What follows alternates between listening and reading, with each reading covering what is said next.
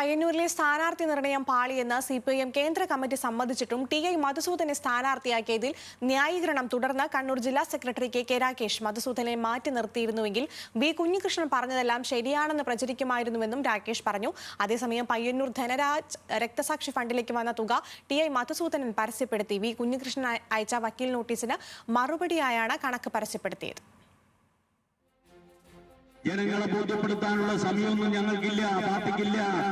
ആ സമയമില്ലാത്തതുകൊണ്ട് ആ സമയത്ത് ആലോചിച്ച് സ്ഥാനാർത്ഥിയെ മാറ്റുന്നതായിരുന്നു നല്ലത്.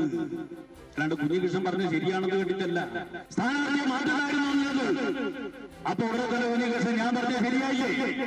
ഇക്കഴിഞ്ഞ നിയമസഭാ തെരഞ്ഞെടുപ്പിൽ കണ്ണൂരിലെ പയ്യന്നൂരിലെയും തളിപ്പറമ്പിലെയും സ്ഥാനാർത്ഥി നിർണയം പാളിയെന്ന് ചർച്ചകൾക്കൊടുവിൽ സിപിഐഎം കേന്ദ്ര സംസ്ഥാന കമ്മിറ്റികൾ തന്നെ സമ്മതിച്ചതിനു ശേഷവും കണ്ണൂർ ജില്ലാ സെക്രട്ടറി കെ രാകേഷ് ന്യായീകരണം തുടരുകയാണ്.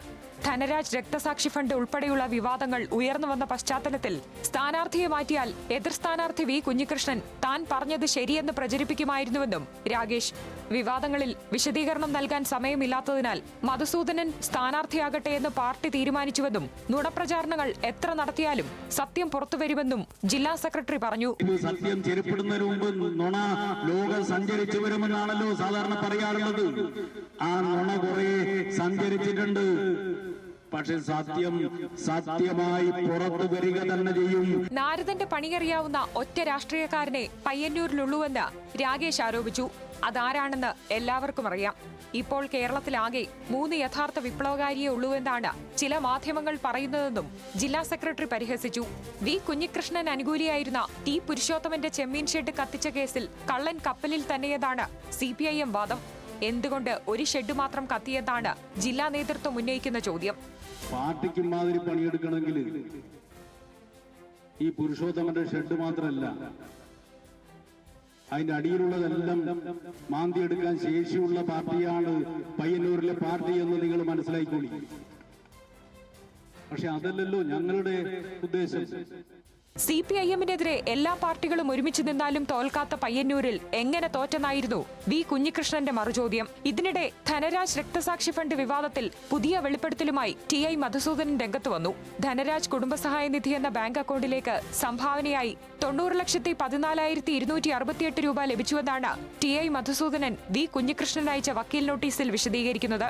നിക്ഷേപത്തിന്റെ പലിശ ഇനത്തിൽ 2,78,193 രൂപയും ലഭിച്ചു. ധനരാജിന്റെ കുടുംബത്തിന്റെ പേരിലുള്ള 18 ലക്ഷം രൂപയുടെ സ്ഥിര നിക്ഷേപത്തിന്റെ പലിശ ഇനത്തിൽ 7,98,655 രൂപയും അക്കൗണ്ടിലുണ്ട്. പയ്യന്നൂരിലെ ടി പുരുഷോത്തമന്റെ ചെമ്മീൻ ഷെഡ് കത്തിച്ച സംഭവത്തിന് പിന്നിൽ ദുരൂഹതയുണ്ടെന്ന് Payyanur area secretary P Santhosh Kumar പറഞ്ഞു. നിയമം ഞങ്ങൾ കയ്യിലെടുക്കുന്ന സാഹചര്യം ഉണ്ടാക്കരുതെന്നും അങ്ങനെയായാൽ അത് അരാജകത്വം ഉണ്ടാക്കുമെന്നും പി സന്തോഷ് കുമാറിന്റെ മുന്നറിയിപ്പ്. ഇപ്പോൾ ചെന്നിത്തലയുടെയും സതീശന്റെയും കുഞ്ഞികൃഷ്ണന്റെയും സ്വന്തം പോലീസല്ലേ കേരളത്തിലുള്ളതെന്നും എന്തേ അന്വേഷിച്ച് പ്രതികളെ പിടിക്കാത്തതെന്ന് കെ രാകേഷ് ചോദിച്ചു. ആ സമയത്തൊക്കെ പോലീസ് പിണറായിന്റെ പോലീസാണ്, അതുകൊണ്ട് അന്വേഷിക്കാത്തതാണ്, അതുകൊണ്ടാണ് കുറ്റവാളികളെ പിടികൂടാത്തത് എന്നായിരുന്നില്ലേ പ്രചരണം. ഇപ്പൊ പോലീസ് ചെന്നിത്തലയുടെ പോലീസാ, സതീശന്റെ പോലീസാ. ഇവിടെയുള്ള പയ്യന്നൂരിലെ MLA വി കുഞ്ഞികൃഷ്ണന്റെ സ്വന്തം പോലീസാ.